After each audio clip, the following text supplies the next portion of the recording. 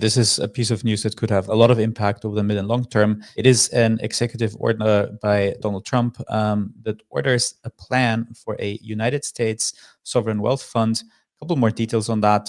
The executive order says that within the next 90 days, there is a plan to be delivered for the creation of this sovereign wealth fund that also should include recommendations for funding mechanisms, investment strategies, fund structure, a governance model.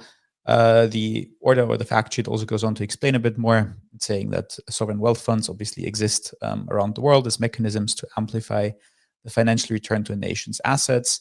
And that is something that the US should be doing as well, especially as the United States already hold a vast sum of highly valued assets that can be invested through a sovereign wealth fund. The federal government directly holds $5.7 trillion in assets, indirectly, including through natural resource reserves. The federal government holds a far larger sum of asset value, and a part of that is now to be invested.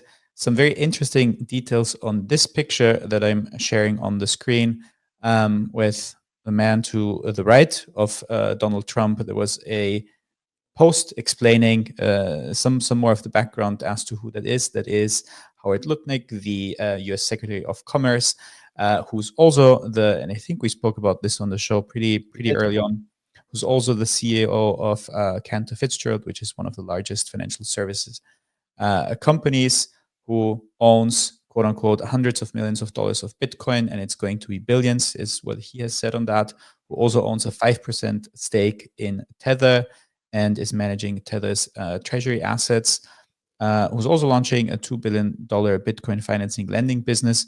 So who's clearly someone who has massive interest to drive cryptocurrency adoption.